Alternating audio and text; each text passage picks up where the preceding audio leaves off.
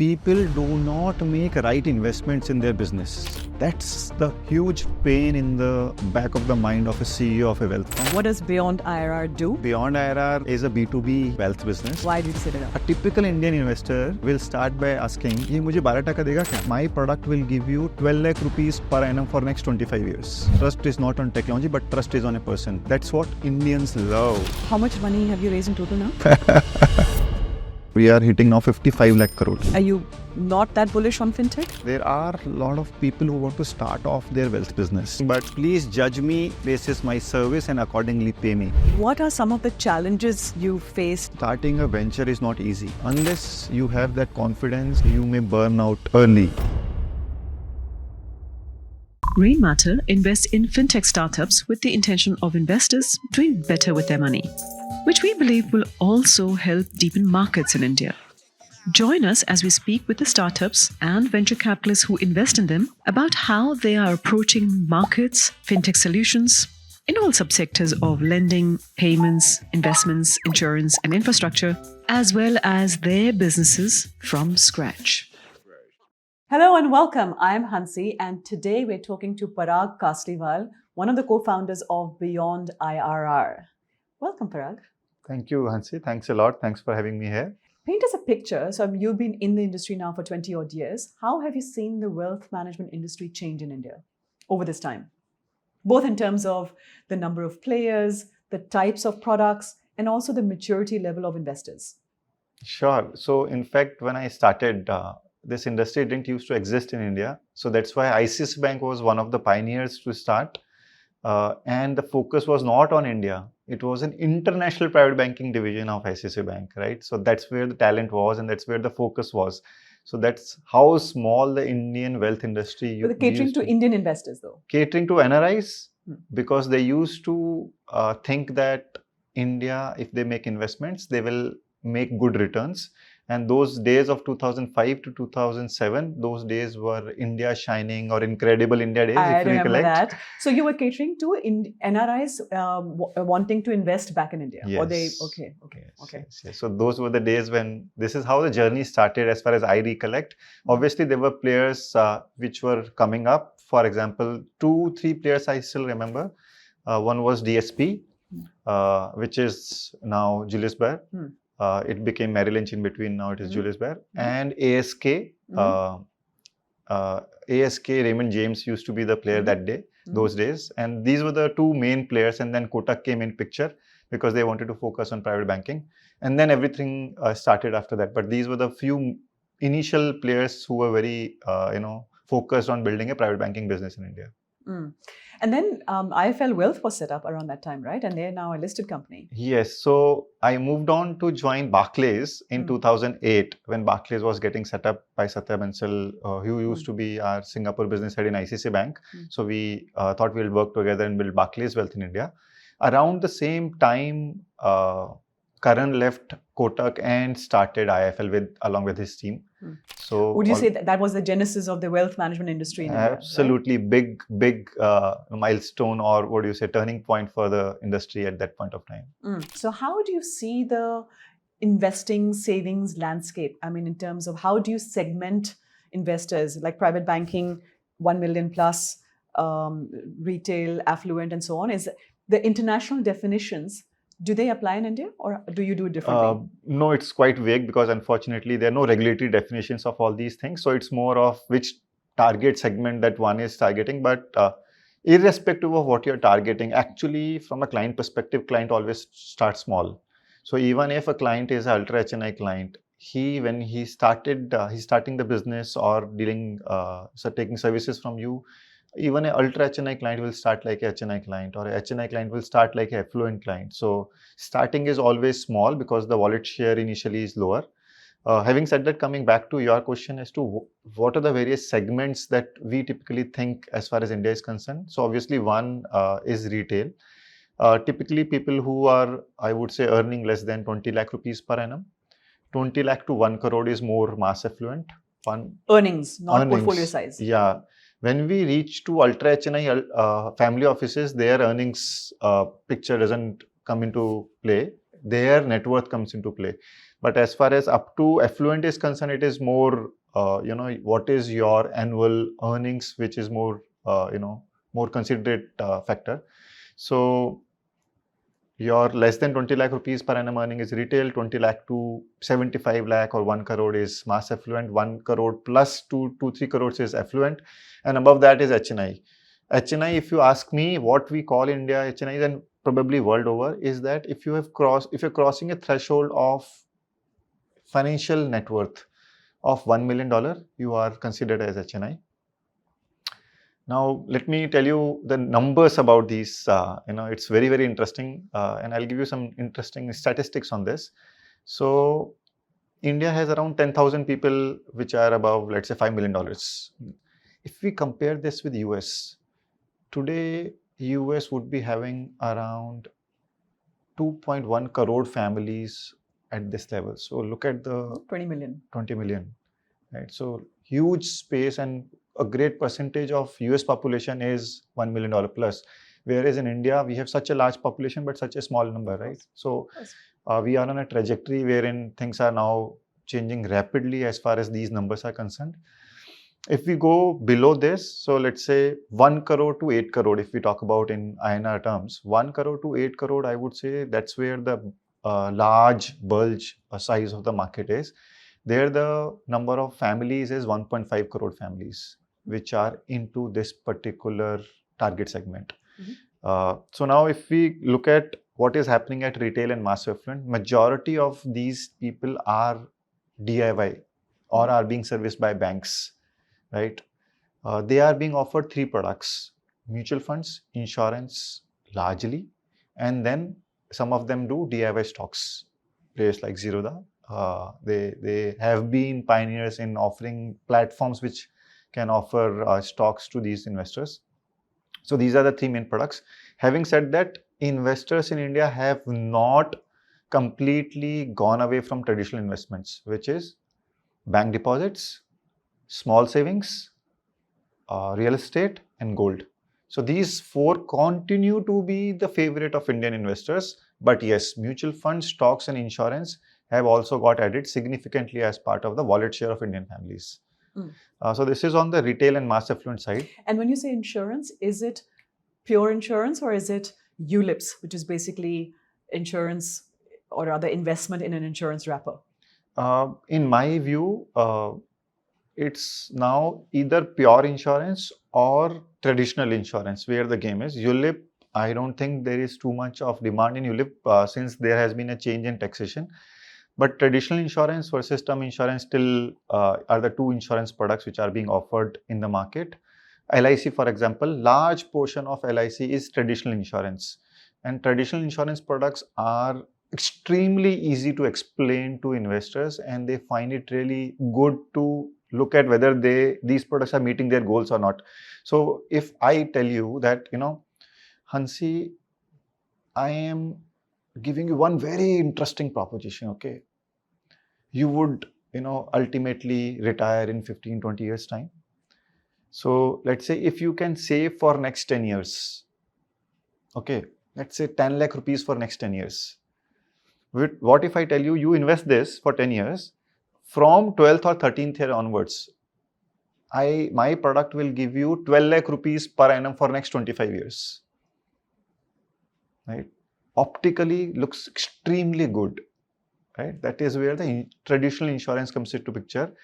They talk about in numbers, and they can talk about in numbers because these numbers are more or less fixed numbers as per that insurance policy plan. That's what Indians love, certainty, because they are used to having certainty in bank deposits. This is something which is not possible in stocks, mutual funds. A typical Indian investor will start by asking, ये मुझे 12% देगा क्या? ये वाला product. You can't say this in mutual fund and stocks. Sure. Whereas in case of this insurance, this guy is seeing the cash flows.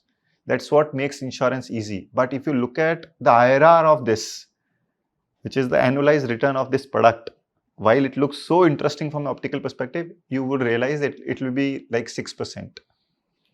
Whereas in equity, if you invest for 25 years, you will at least if we look at the past track record of markets, you can expect 10 to 12% return as a no-brainer piece, right?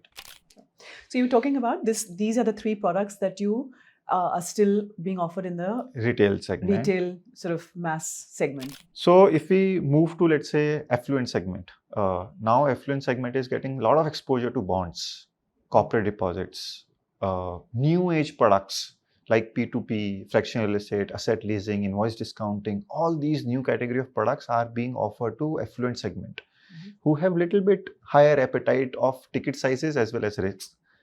Once we move to HNI segment, which is net worth 1 million plus, there the basket increases significantly. For example, you start talking about products like PMS, AIF, which are concentrated, high risk, which also means potential of higher return if things go right.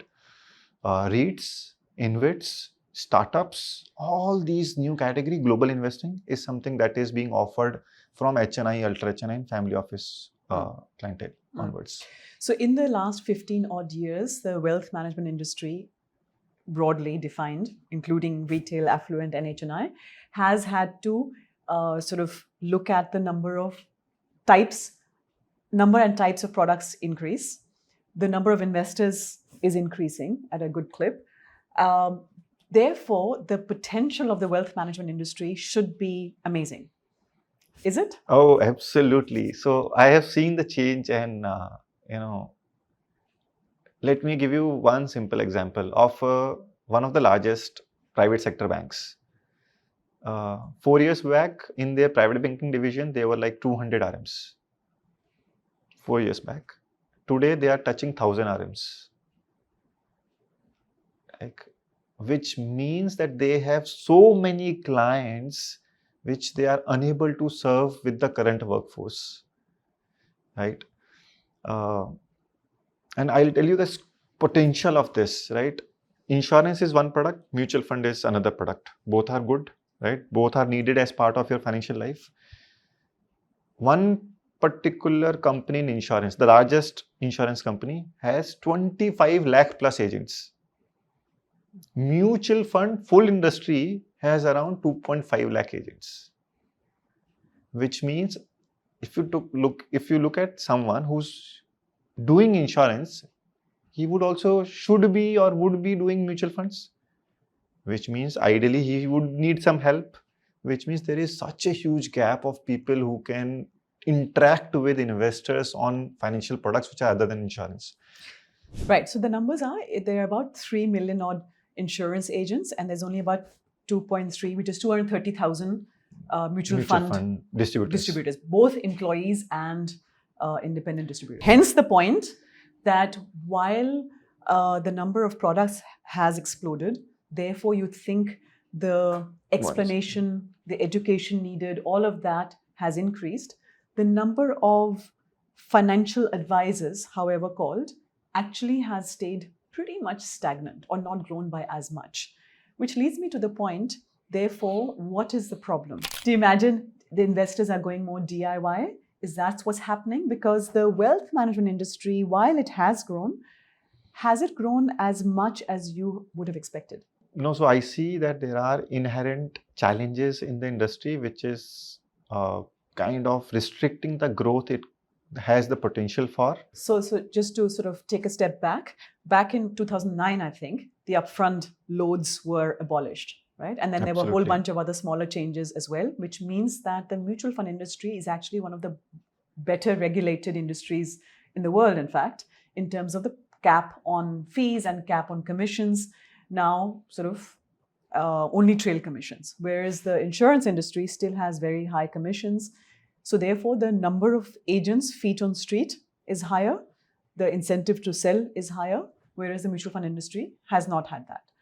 That's the regulatory sort of headwinds, as you said. Anything else you think that is a hindrance? So in terms of regulation. But because the income levels of a mutual fund distributors cannot start at a high level during the initial years, people do not make right investments in their business. because their incomes are low. They cannot make high investment, whether it is in terms of good talent or good technology. As a result of which the client servicing or the client experience is not good during initial years. And that also takes a toll on the growth that they expect from themselves. Okay, so let me understand. Because of the regulatory sort of headwinds, companies or individual distributors even are not able to invest in their business because the break even is many, many years, right? Only relying on trail commission. Therefore, they have not invested in talent and therefore they've not invested in technology. Okay. So how does one fix that? Difficult problem to fix.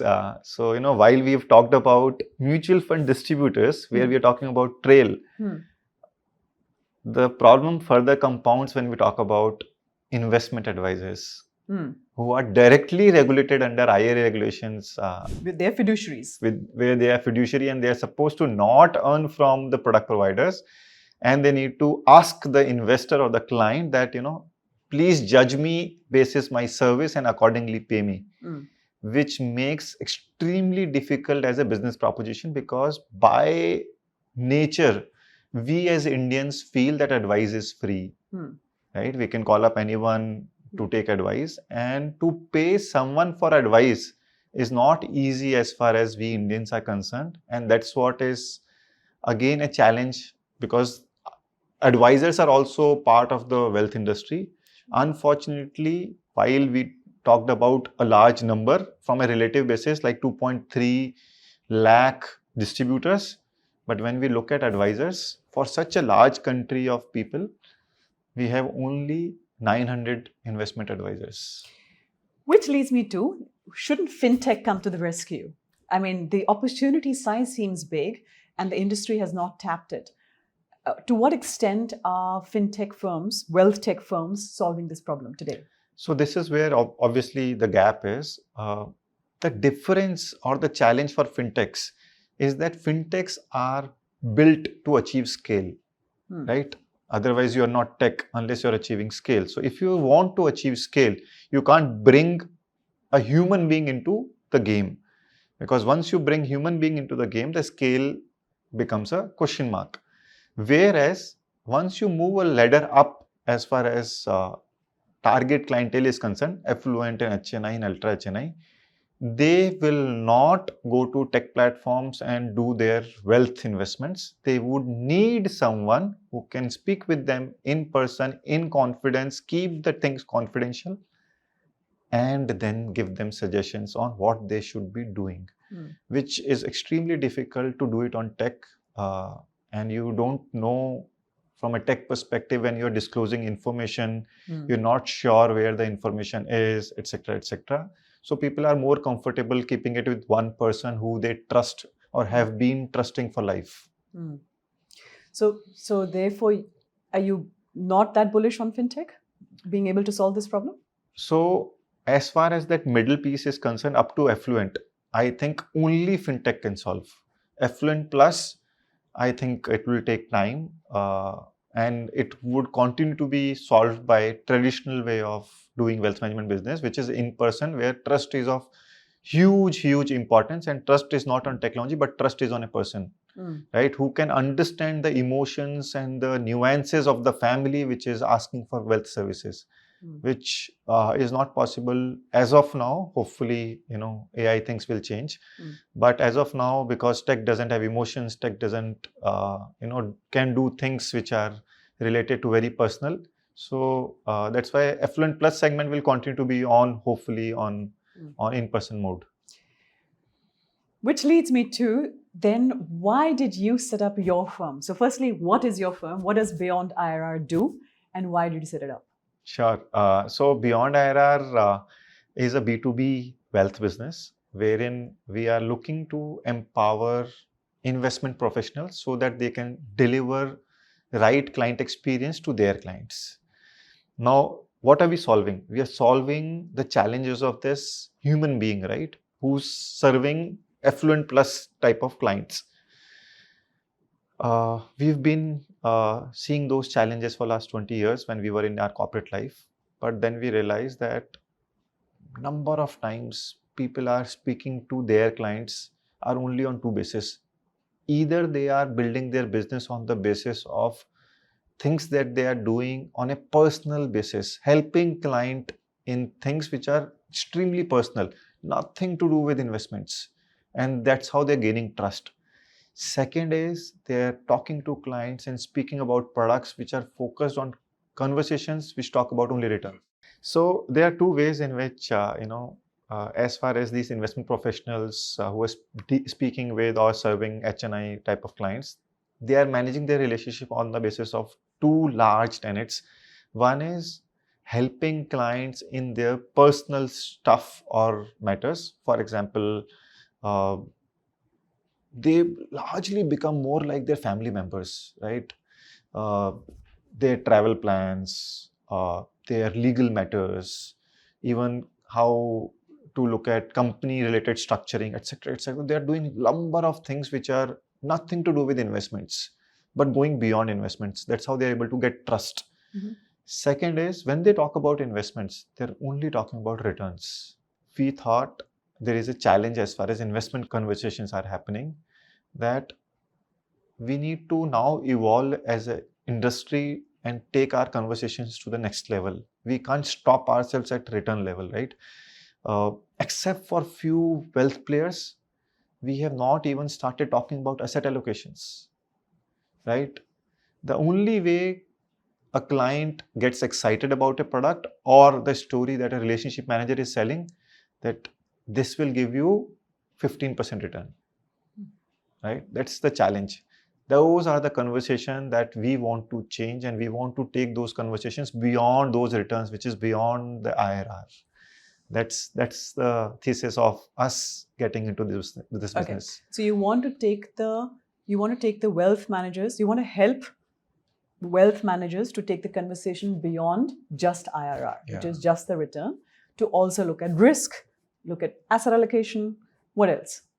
How to sound smart in front of the client. Achha. So you are actually, in a way, solving for the fact that the wealth manager, there's not enough wealth managers being able to service the high net worth individuals. There's not enough talent going around. The talent that is there, you're making them more productive. Yeah. Achha. What about making more talent? That's correct. So now let's assume we talked about that example of a bank. If you are hiring 1,000 relationship managers, there is no way in which you can, one, train them, tell them as to what is the thesis of this organization, right? What is our house view? How do we approach our clients in terms of giving them suggestions or advice with respect to mutual funds? That is where our platform comes into picture, where it helps disseminate the central intelligence to people on the last mile, right? So some of the challenges that CEOs faced, I did a study on some of the challenges that CEOs have been talking about or thinking about. So when you're building a wealth business, one, you want to acquire business, which is a lot of clients. But second, when you are acquiring client, you are giving them certain promises, because wealth is a service industry. You cannot deliver a product which is, let's say, it's not a commodity. It's an experience business, which can happen only when someone has become your client. Now, how do you make someone become your client? Is by giving them promises that this is what your service will entail. One of the most common point of this service is that we will treat your money, your portfolio as our own, because all of these guys are giving fiduciary promises that it will be treated as our own money and we will be on top of your portfolio, right? I can tell you the industry doesn't have either the talent or the resources or the time to be on top of the portfolios of 100% of the clients. I would say only 5 to 10% of the clients are being monitored on a regular basis. Remaining clients are on their own. That's the huge pain in the back of the mind of a CEO of a wealth firm, because the promises are being delivered, but actual delivery is actually in a huge question mark. So coming back to the example of those 1,000 RMs, you will make them more productive. So tell me more about your product. Then I will maybe understand this a little bit better. Sure. So what sort of product lines do you have? So maybe I'll make it more vague for you to start with. So we help in one, acquiring or converting your prospect into clients faster. Mhm. We help you do more insightful conversation with clients. Mhm. We help you deepen the wallet share that you have with the client. So these are few things that are the capabilities that we are building. So we don't call ourselves a tech firm. We call ourselves a firm which provides solutions to these relationship manager in the various things that we have been talking about, right? So start with, let's say, acquiring a client. Now, as I mentioned, it is extremely difficult for you to deliver an experience to a client before making someone your client. So you can't deliver an experience to a prospect. So we figured out a way to deliver experience to a prospect so that this prospect can get a sense of what type of service will I receive once this person becomes the client of this wealth firm. Mhm. So for example, one of the things that every wealth firm is supposed to do is look at the portfolio of the client and give suggestions on the portfolio, right? Now, portfolio will come only when you become a client. So can you take a portfolio of a prospect and then do a portfolio review? That's what has been happening, but it can't happen at scale. We've made a scale out of this particular proposition. We now take portfolios of investors using India Stack, which is high quality tech on India, which is also available on mutual fund side. So I can pull your mutual fund portfolio on the basis of one OTP that you can share with me or can use on our platform, and on the basis of which your entire portfolio will get fetched from mutual fund AMCs, and the tech that we've built will be able to do the entire scanning of the portfolio and give you insights on the portfolio along with talking points, which can be delivered by this relationship manager to the client whenever he needs to deliver those insights. So Okay, so let me understand it. So before the client becomes a client, while they're a prospect, this could be my first meeting with you, I ask you to share one OTP and I'm able to provide a full portfolio review and talking points. absolutely. And you're able to do that because you have what, an account aggregator license or? No, because we've tied up with platform providers like MF Central, etc., who now are able to give us portfolios of mutual fund holdings of a particular investor who So has that's the shared data. So data. you collect the client's data all into one place. And then on top of that, you do the review in terms of what needs to change. Correct. So which means that you've actually done needs analysis on a risk profile and stuff right there as well? Not really. So you can't ask so many questions from a prospect. Correct. Right? Because the prospect will not be Yeah. comfortable in first, second, or third meeting.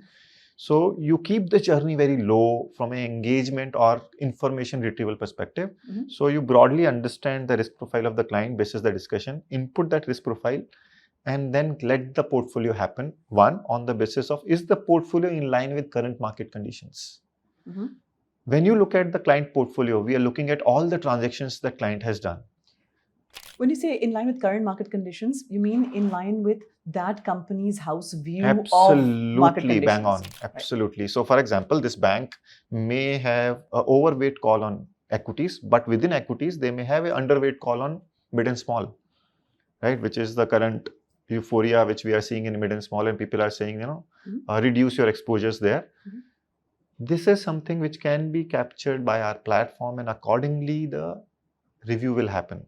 So, this is market conditions. Then you can look at how has been the behavior of the client with respect to transactions that he has done, because we have got the entire transaction history also. You've got the transaction history. Yeah. So what we are doing right now is that we are checking the transaction history and we are giving insights like, you know what, you are stopping your SIPs when markets go down. So we are doing a behavioral analysis of how this prospect or client has behaved during various market conditions or various market cycles. How did this guy do during COVID, or when the markets were up, was he topping up, etc., etc. So there are various things that we have figured out on the basis of which we can give interesting talking point to people. Wow. Okay. And how are you doing this? So basically we get the data from mutual fund AMCs.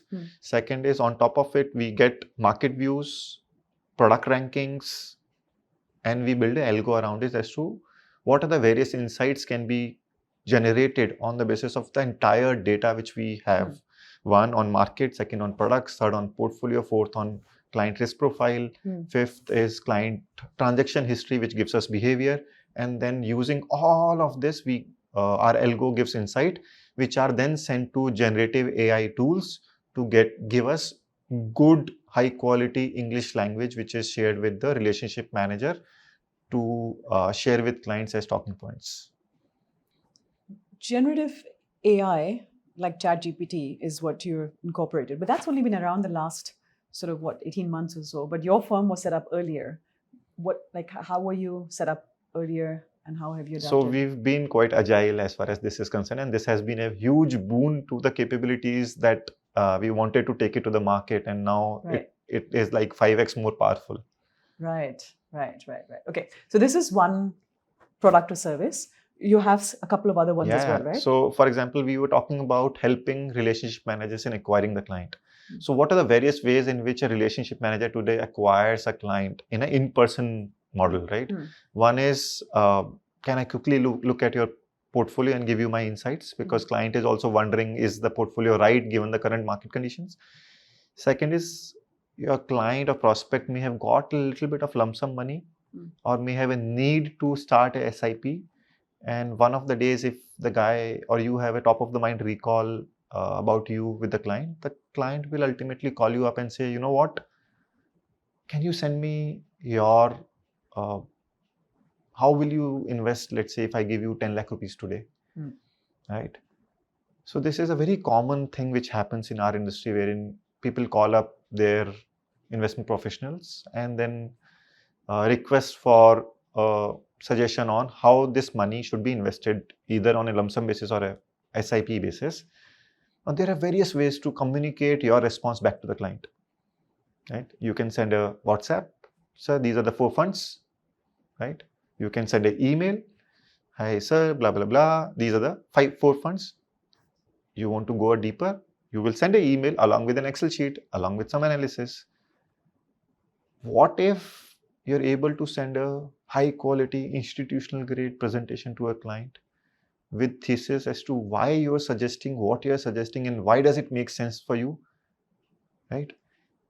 It may happen that client may not even open that particular presentation, right? But what is client thinking? Client is thinking that this person is serious about his business. Client is thinking he spent enough time on me to deliver a presentation. Client might also be thinking that, oh my God, all my data is with this person who I've not even hired as an advisor. My God. So you might be scaring the client off as well, right? Not really, because he has only requested for, let's say, a proposal, right, of 10 lakh rupees. So. Okay, sorry. And then?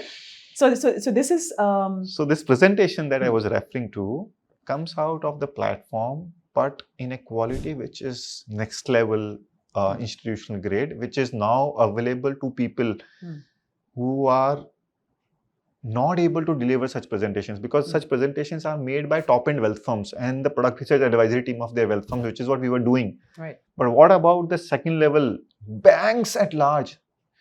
Can we even expect that central team of these 1,000 relationship managers would ever be able to deliver presentations? Not at all, right? So that's what we are trying to achieve.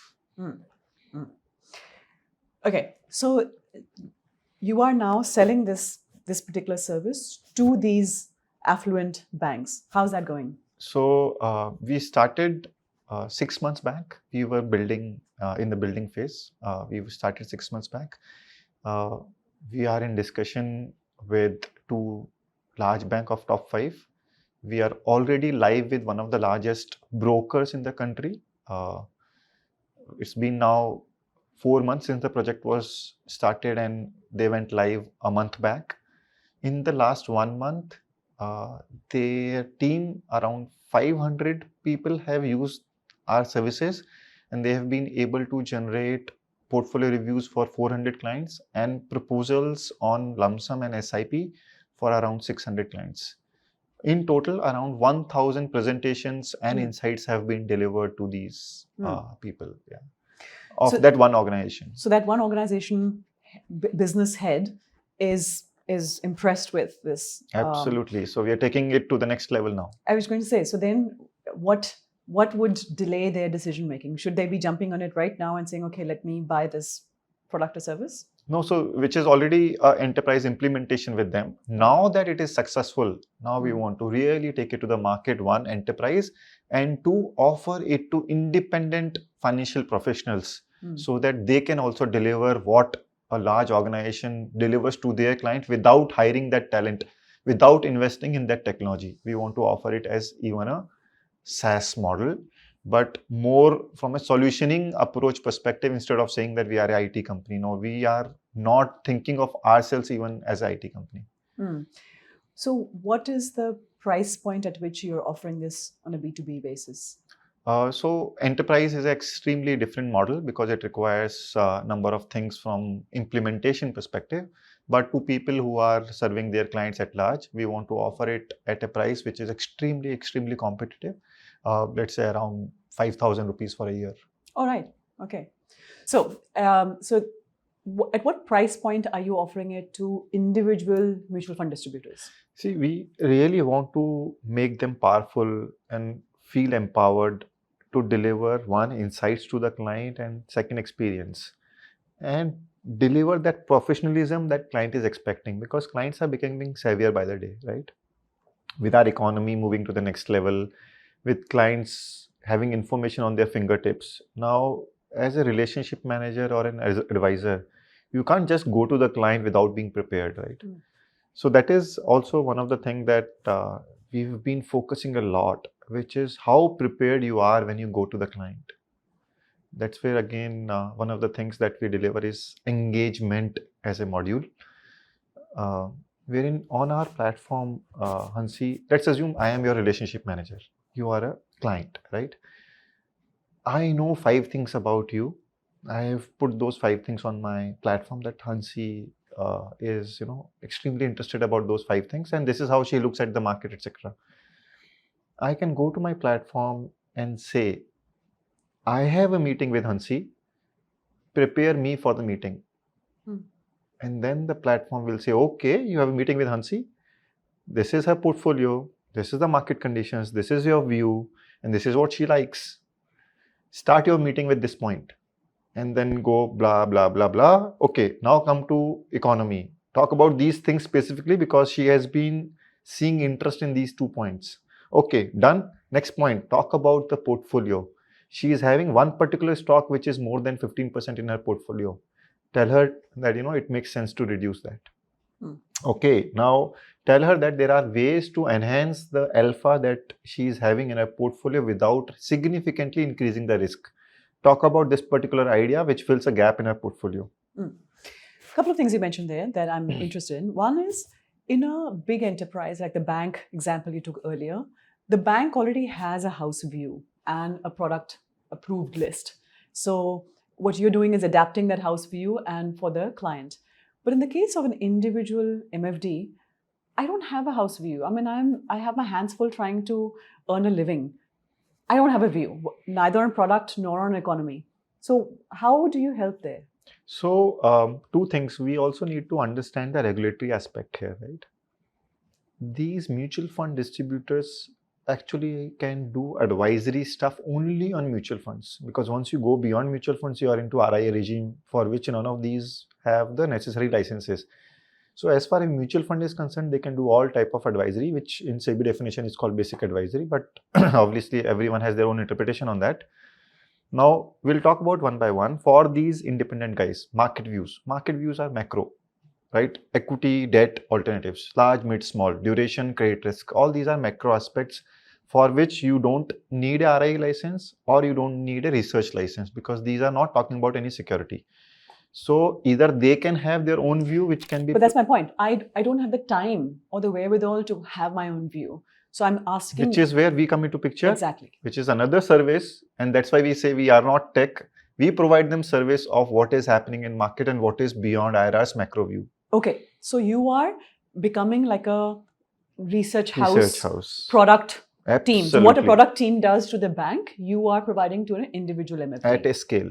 At scale. Okay. So, and I mean, I can still have my own view if I disagree with Parag, but point Absolutely. is, as a first cut, I can take the view from BeyondIRR. So you have a product team doing macro research and product research as Yes, well? we have 6-member team which does macro investment due diligence, understanding products, market conditions, and what are the things to be done right now. Okay. So one service is adapting bank's house view. Second service is product and macro. Yeah. And what else? So basically, these are the things which are captured in the form of intelligence on the platform, and then platform does the remaining stuff, because again, we are talking about scale here. So all these talking points or insights which are coming because our algo is working on what has been put on the platform as market view and product views, and how is client portfolio aligned to those views on markets and products, and ultimately deliver those things which client should know about his or her portfolio, and make the client comfortable that, okay, if we are suggesting any change in that particular portfolio, this is the reason of that particular change. But I also saw one other service, I think Ivestlane or something. Oh yes. On your product, what is that? Okay, so we are moving now to the second one, which is investment opportunities. So we are looking to build a platform which provides another wealth house and access to capabilities so that they can go live with products which are beyond mutual fund and stocks. Today, mutual fund and stocks from a technology perspective have become hygiene for any platform, right? But now making money, let's say if we are talking about, let's say, large scale fintech, okay, now I'm moving to a different target segment of ours, which is moving away from banks and independent professionals and moving to fintechs. Now, if assume there is a fintech who has been working on, let's say, lending space or banking space or mutual funds, what is the way to further monetize your clients? If you are doing only mutual fund and stocks, extremely difficult to make money today, because you would be either offering zero brokerage or you would be doing direct plans on mutual funds. So then how do you monetize your client and make money in your business? You need to then go to other product categories and then offer those products. So we've built an entire basket of API suite of investment opportunities which can give you access to these products, wherein you can build your own front end, use our APIs, and go live with 10 plus product categories in less than 1 month. So you monetize your clients on products like bonds. So what do you provide? You provide the research on those products, you've shortlisted them, and you do the due diligence on them, and you do the paperwork on them. No paperwork, it is all digital. Okay, that's my point. So absolutely, operations. So the execution of transactions in a digital manner, right? From paperwork with respect to transactions. So give us an examples of the product types. So I would say, let's say, bonds, P2P lending, fractional real estate, asset leasing, invoice discounting, digital gold, loan against mutual fund, loan against shares, global investing. These are various product categories which can be offered. Then the traditional ones also come into picture. For example, corporate deposits. Now we will probably sometime in the future we will add, let's say, bank deposits. So these are the various products which will someone will be able to add. Fintech can simply plug and play these products onto their platform so that they can sell this to their clients. And these ones don't have as restrictive pricing as mutual funds do, for example. So yes, because they have higher margins. Yeah. Okay, and how is that going? As I said, we were in the building phase. So that build out is complete. We are yet to take that to the market. Okay. So from a journey perspective, there is an entire roadmap of things that we have. So we are taking that roadmap and going to the market one by one. So this piece is ready, but not yet taken to the market. Okay. Any other product or service that you provide? Yes. So because we have good network in the top end of the wealth firms and banks, they need a lot of support in providing differentiated products to their clients, right? Now, again, one more interesting point about wealth industry is that majority of the large houses have started becoming more or acting like AMCs. these houses are having in-house manufacturing capabilities so that they can differentiate themselves in the market, right? But that is restricted to top 5, 7, 10. From 11th onwards, they still need differentiated products. That's where we again come into picture. We are building capabilities either by sourcing products from third parties or also building capabilities in-house so that we can give them differentiated products. So let me just take you an example. If a bank or a small wealth firm or a IFA, if they need access to, let's say, NSE shares or Tata Capital shares, right? We can provide them access at price points which are as closer to a wealth firm is offering to their clients. That's the advantage that we have because we have capability of network to source these interesting transactions as well as to place those interesting transactions. Sorry, you mean in the unlisted space? In the unlisted space. Similarly, on the startups, right, we have access to opportunities which come to us wherein a founder is looking to raise money or a VC is raising money and they are left with, let's say, 4-5 crores. For that 4-5 crores, they want to, close the round by getting one more investor in. Sometimes we also get access to those deals which we can place with, let's say, our partners. So again, unlisted, so private market. So basically, you're like a private market platform. Because these things cannot be digitized on a scale basis. For this, we have one person who's dedicatedly on private markets. Okay. Wow. Okay. So you have been busy, and you keep saying you're not tech, but your URL is BeyondIRR Tech, isn't it? Which will change to BeyondIRR.com. Oh, okay. In 15 days' time. Was it? Okay. Okay. So now all of this, and you started the company only what, two years ago? Yes, 2 years ago now. And you have a bunch of co-founders. Let's talk about how you built the organization. How did you build BeyondIRR from scratch?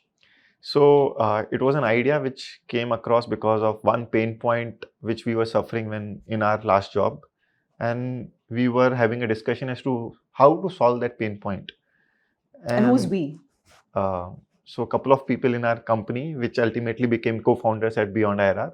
So basically, I and my advisory team in my previous organization, we were having a discussion as to how to solve this problem for relationship managers. Then one of the co-founders said in that particular meeting that we can build a tech around it and solve it. That's how it all started. In a particular meetings, trying to solve a pain point, and then gave us an idea that we can probably do it at scale.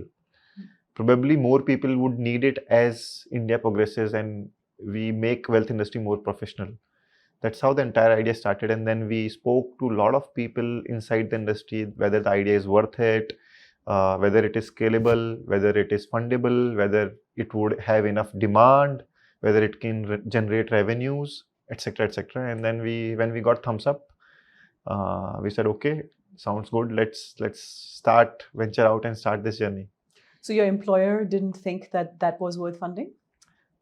They did, but then we were supposed to, in fact, that was one of the offers that, why don't you build this in-house?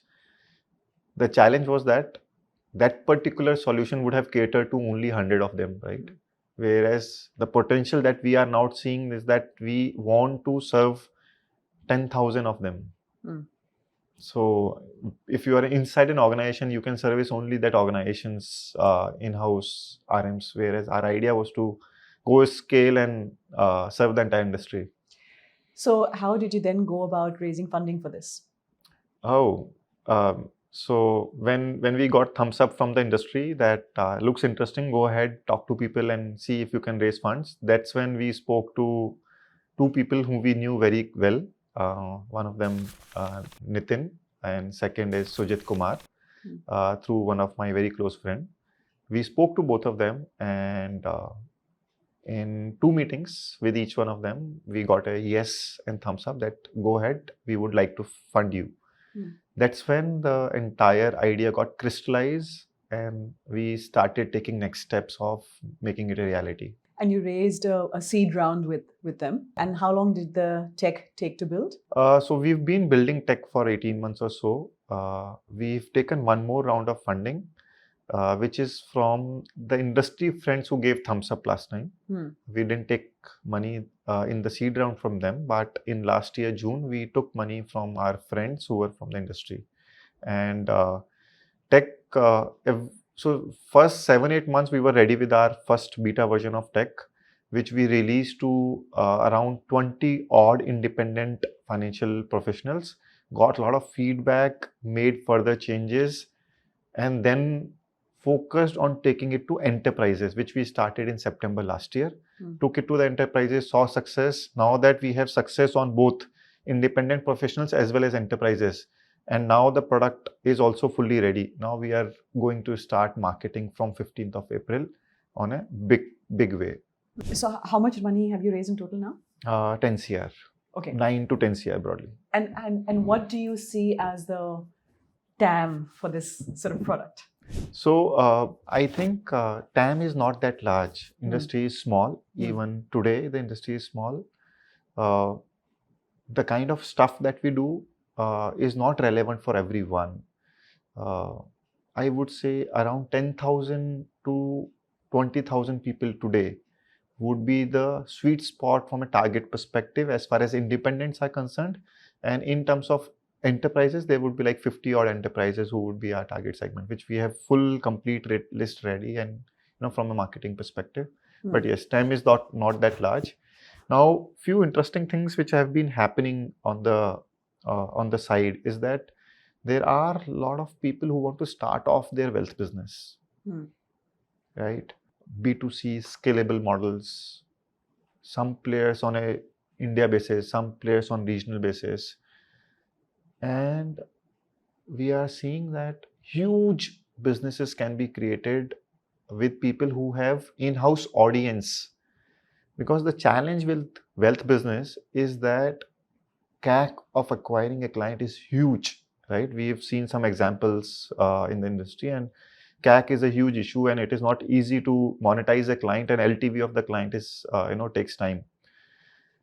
So if you have someone who's having in-house audience and they have, which means they have capability of marketing and sales because they have in-house audience, and if someone can provide them with the entire back-end and mid-office infrastructure, then it can be a beautiful synergy that can work upon to create a wealth business at a significantly lower cost. So what we are building is the entire mid-office and back-office stack.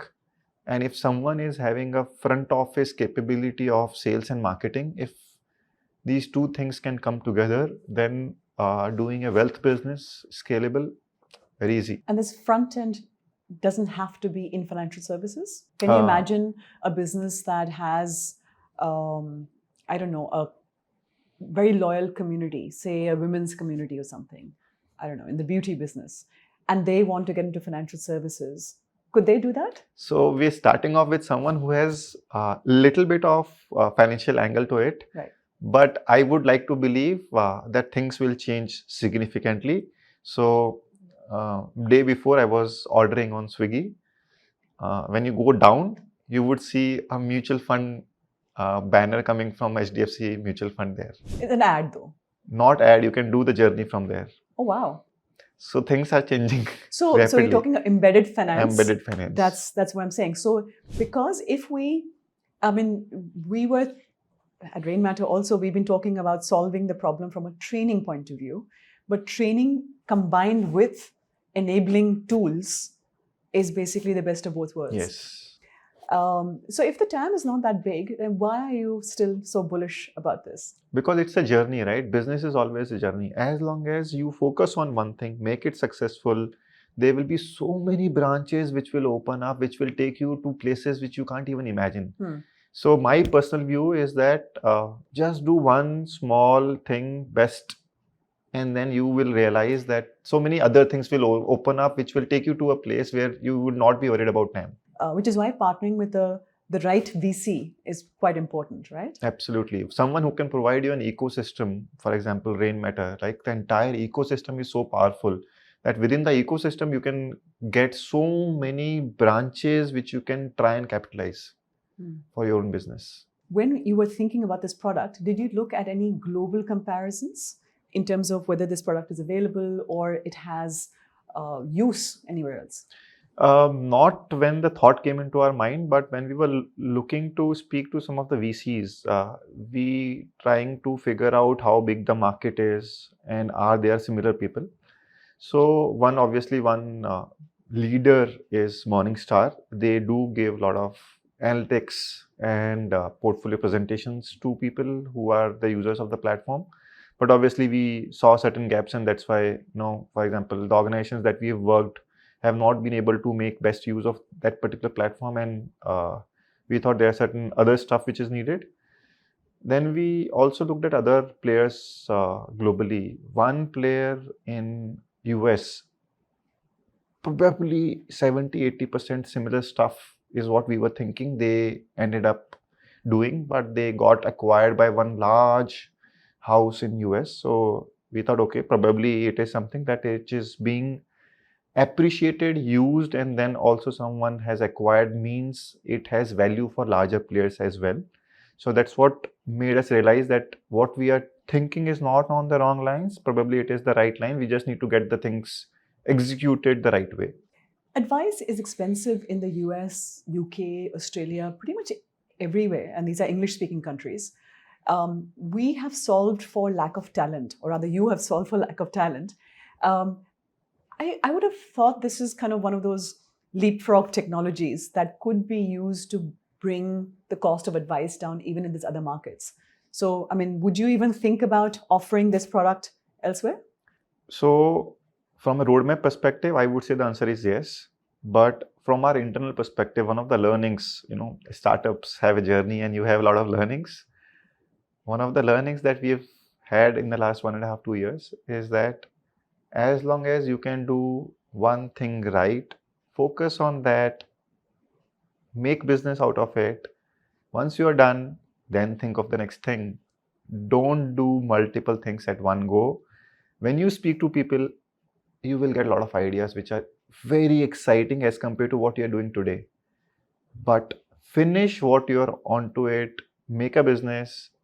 The world is not changing tomorrow. You will get an opportunity. As long as you can deliver the quality what people are expecting, you can anytime build the business.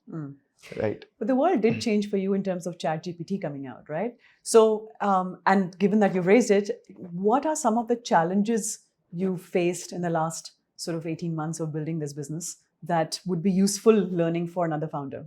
Okay, very interesting question. Thank you so much. So I would say first is to map out the revenue potential of the business is very important.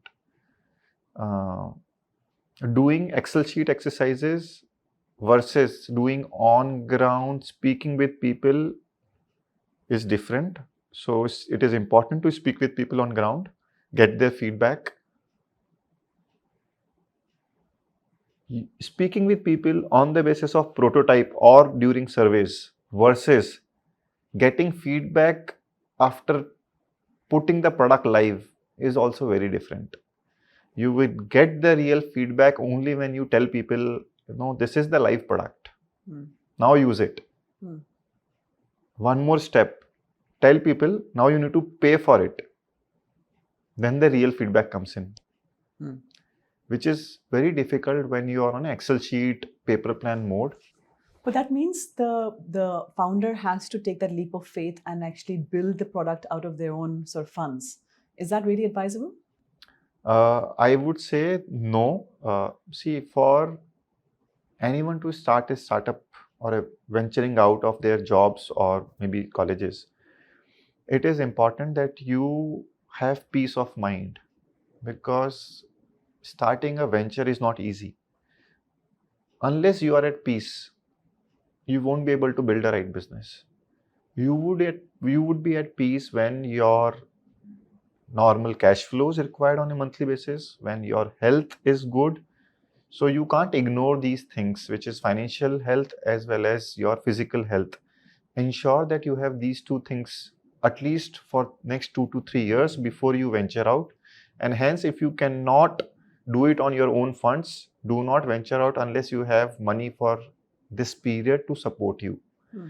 Because if you are in financial stress, you will not be able to focus on business. But supporting your personal life is one thing. Actually funding the development of the technology as well as building the organization, hiring people, all of that also requires money. Um, you didn't have to bootstrap, right? Yeah, we were lucky. Right. What if you had not got funding from Rainmatter? Would you still have gone ahead? No, not at all.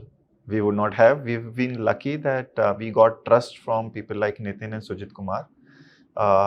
It would have been extremely challenging to do it on your own, because building tech, whatever said and done, is costly. And building a business has two main components. One is understanding your market, etc., which is part of research. But once you are on the execution mode, one is building the product, second is taking it out to the market. None of them is lower in significance as compared to the other. It is equally important. In fact, I would say building your product is 40%, taking it to the market is 60% important, right? So some people will only focus on building the right product, but it is also extremely important to take it to the market, get feedback, improve it, and then again take it to the market. Speaking of which, that requires very different talent, different skill sets. You have co-founders. How did you decide who does what?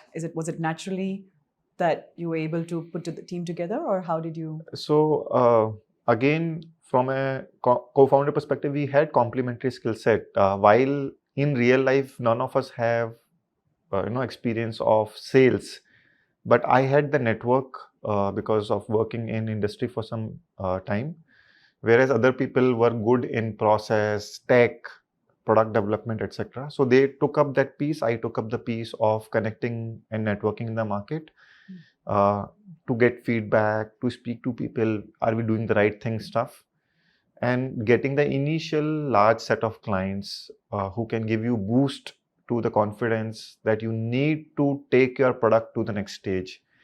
Unless you have that confidence, you may burn out early. But it is also, again, take your product to the market, get few subscribers so that you keep having feedback and keep getting confidence that yes, people are using it, and if people are not using it, you also know how to solve it, right? So it is important that product and marketing go hand in hand, and we don't wait for like years to take the thing to the market. You mentioned earlier that you were doing. You mentioned earlier that you did a survey of CXOs in the wealth management industry. What is keeping them awake at night? Okay, so I think from a larger perspective, one is cost, because talent is getting extremely costlier, whereas revenue sources have not been easy to come by. Clients acquisition is not easy. The cost of acquiring a client as well as the time required to acquire a client is becoming harder and harder. And so the cost is one particular piece which is making life difficult within the wealth industry. Baking even is not easy. You need again longer gestation cycle to do that. Second is the tech piece within the industry, because still the industry is yet to reach to a point wherein a lot of tech providers can come into picture. Because of its size, the number of players are still limited. And as a result of which, you do not have multiple options of technology within the industry that you're operating in. And the reason why there are limited number of players is that the number of subscribers of these tech capabilities are also limited. So a tech provider cannot expect to build a large business because the subscribers are limited. So it's a chicken and egg. I think in next 2-3 years, we will have lot many tech players and lot many users and subscribers of those tech platforms, which will make doing business on tech side on wealth quite easy. So overall, the industry is still relatively bullish on the prospects for the wealth industry? So from a scale perspective of taking it to the next level, I would say it's given it will happen. I'll give you some statistics there. 2014, mutual fund product only. AUM industry level, 10 lakh crore. 2014. We are in 2024. Now we are into 50 lakh crore plus. So we are hitting now 55 lakh crore. 2030, which is now 6 years away. People are talking about normally easily achieving 100 lakh crore of mutual fund AUM, which means doubling from here. It is, but another metric that people use, I'm not saying it's correct, but it's a metric people use, is the mutual fund AUM compared to GDP ratio, where we are very, very low. Any thoughts on that? So at a global level, this ratio is 74%. At India level, it is 17%. So potential-wise, huge. So you're the glass half full type thing, right? You think it's going to go. Yeah. So I have no doubts that whether it is fintech or in-person industry, both will flourish. Just that the responsibility of the industry is to think client first.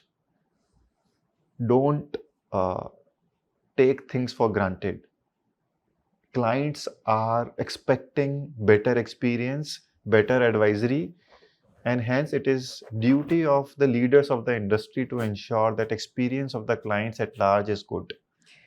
And that requires investment. I know we sort of started our conversation that investment hasn't been there, but the investment in technology being your tool is one, but investment in skilling is another one, which I've not seen sort of happen at scale. Any thoughts? Yes, unfortunately, we've not been able to scale or increase the talent pool within the industry, and as a result of which, it is struggling from one person. Unfortunately, if it is in person, can handle only 20, 30, 40, 50 clients. So there is human limitation also which comes into picture, and that's why you need more people. Now, for someone to become a talent for the industry, this industry can't create overnight talent, because the talent needs that grooming which can only be done through market conditions. It is about handling those clients in the ups and downs of the market conditions, which also teaches this person as to how I can handle clients, right? How I can handle emotions or handhold various situations which a particular client is going through, which cannot be taught in a classroom setting. It is more experiential with you speaking to your clients and then understanding how human behaves. So wealth is not only a domain of investment, it is also a domain of psychology. And a lot of it is understanding your client and how they behave, which takes its own time to train people on. But do they even talk about alpha? I mean, do they care about mutual fund providing that extra alpha over benchmark return? Is that Yes, very good conversation question. still? So now I'll divide this into two types of clientele. Clients who are still affluent, they are worried about their financial life and financial goals. So there the approach of solution is solutioning for goals. Clients who have crossed that threshold and have become HNIs, they are done with their financial goals. They are not worried about their kids' education and saving for that. They are worried about three things: wealth creation by achieving that 12% return, wealth preservation by securing that what they have today remains with them, and then third is wealth transfer. So the solution for the top end, which is HNI plus segment, have to be tailored around those, and the solutions have to be built for those things. How do you get wealth creation?